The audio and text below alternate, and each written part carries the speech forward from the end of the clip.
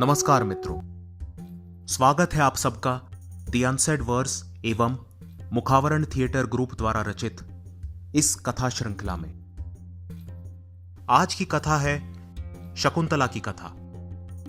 इस कहानी को महर्षि वेदव्यास द्वारा रचित महाकाव्य महाभारत एवं महाकवि कालिदास के प्रसिद्ध नाटक अभिज्ञान शाकुंतलम से लिया गया है। सहस्त्रों वर्ष पूर्व कण्व नाम के एक मुनि का किसी वन में वास था।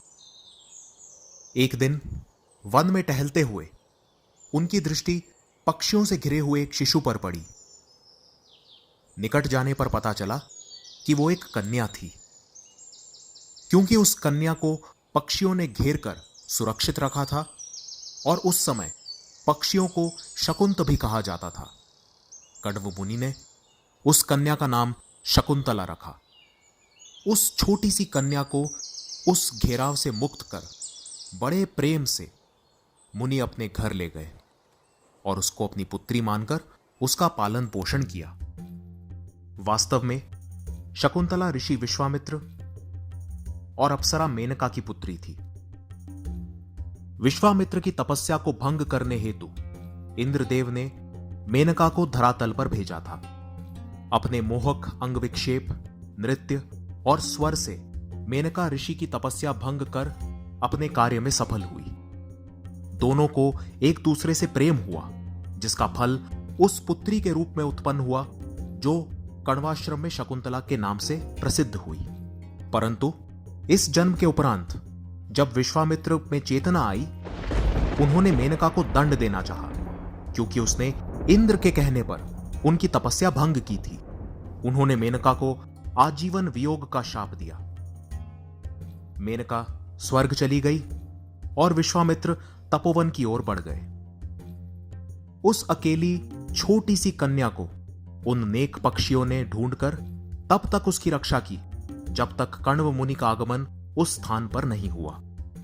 समय बीतता रहा और देखते ही देखते शकुंतला एक सुंदर युवती में परिवर्तित हो गई। एक दिन हस्तिनापुर राज्य का राजा दुष्यंत उसी वन में यात्रा कर रहा था जिसमें कण्व मुनि का आश्रम था। उसने शकुंतला को देखा और शकुंतला ने उसको। दोनों में प्रेम का भाव उत्पन्न हुआ और गंधर्व पद्धति के अनुसार उनका विवाह हुआ। परंतु इस विवाह के कुछ समय पश्चात दुष्यंत को अपनी राजधानी की ओर प्रस्थान करना पड़ा। किन्हीं कारणों के वश में वो शकुंतला को अपने साथ नहीं ले जा सका, परंतु उसने अपनी व्यक्तिगत अंगूठी शकुंतला को एक स्मृति चिन्ह के रूप में दे दी। साथ ही उसने यह भी कहा कि वो शीघ्र ही शकुंतला को राजमहल ले जाने अवश्य आएगा। दुष्यंत के हस्तिनापुर लौटने के उपरांत कई दिन बीत गए, किंतु शकुंतला तब भी उसके विचारों में खोई रही और अपने आप को अपने पति के साथ होने के स्वप्न देखती रही। इसी बीच एक और मुनि कण्व मुनि के आश्रम में पधारे। उनका नाम था दुर्वासा और वे अपने क्रोध एवं शाप देने की क्षमता के लिए जाने जाते थे।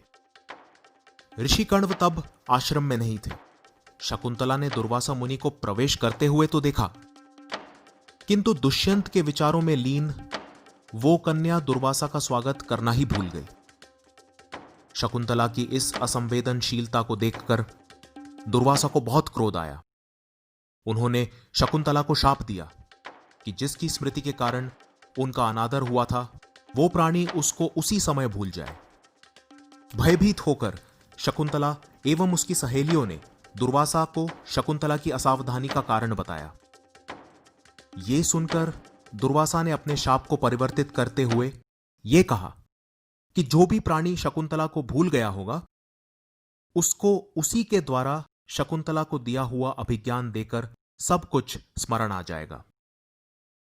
कई महीने बीतने के पश्चात भी जब दुष्यंत शकुंतला को लेने नहीं आया, तो शकुंतला अपने पिता कण्व मुनि और अपनी कुछ सहेलियों के संग हस्तिनापुर की ओर प्रस्थान कर गई।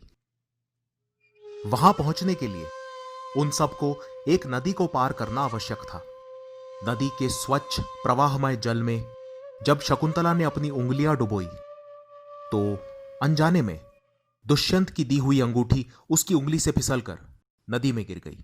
हस्तिनापुर पहुंचने के उपरांत जब शकुंतला ने स्वयं को दुष्यंत के समक्ष प्रस्तुत किया तो उसको इस बात पर विश्वास हो ही नहीं रहा था कि दुष्यंत उसको पहचान नहीं पा रहा था। वास्तव में दुर्वासा मुनि का शाप इस समय कार्यरत था।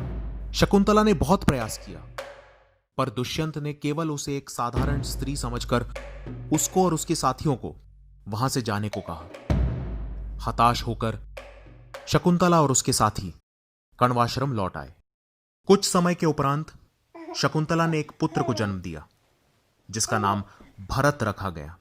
भरत बाल्यकाल से ही एक शक्तिशाली और साहसी मनुष्य था। वन्य प्राणियों के साथ खेलना उसकी रुचि बन चुकी थी और इसी का उसने अभ्यास भी किया। उधर हस्तिनापुर में एक मछुआरे ने अपने द्वारा पकड़ी गई मछली के पेट में एक अंगूठी देखी। ध्यान देने पर उसको उस अंगूठी पर हस्तिनापुर नरेश का चिन्ह अंकित दिखा। उस मछुआरे को पारितोषिक देने के उपरांत जब दुष्यंत ने उस अंगूठी को ध्यानपूर्वक देखा तो दुर्वासा मुनि के शाप के अनुसार उसको शकुंतला स्मरण आई। उसे अपने किए पर बहुत पछतावा हुआ और शकुंतला को ढूंढने वो तुरंत निकल पड़ा। कण्वाश्रम पहुंचने पर उसको पता चला कि शकुंतला वहां नहीं थी। उसी वन में दुष्यंत शकुंतला की खोज में आगे बढ़ा।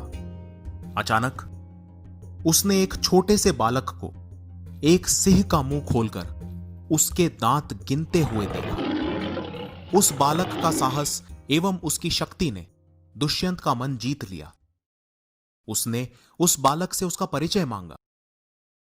वो दंग रह गया जब उस बालक ने अपना नाम भरत बताया और अपने माता पिता का नाम क्रमशः शकुंतला और दुष्यंत बताया। जब दुष्यंत ने भरत से उसकी मां से मिलने की इच्छा प्रकट की तो भरत उसे शकुंतला के पास ले गया। दुष्यंत ने शकुंतला से क्षमा मांगी जो शकुंतला ने सरलतापूर्वक दे दी। वियोग से पीड़ित आत्माओं और शरीरों का पुनः मिलन हुआ।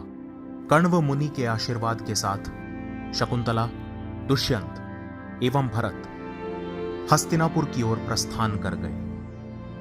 अपनी जीवन यात्रा में आगे बढ़ते हुए भरत वो पुरुष बने जिन्होंने समाज को एक आदर्श राजा होने का परिचय पुनः दे दिया। उन्होंने प्रजातंत्र का बीज उस देश में बोया था जो आज उन्हीं के नाम से प्रसिद्ध है। जी हां, उस देश का नाम है भारत। मित्रों, यदि आपको हमारा यह चलचित्र अच्छा लगा हो तो कृपया इसे पसंद एवं साझा करें। हमारे चैनल की सदस्यता लेना और घंटी के चित्र पर बाण चलाना बिल्कुल ना भूलें। धन्यवाद।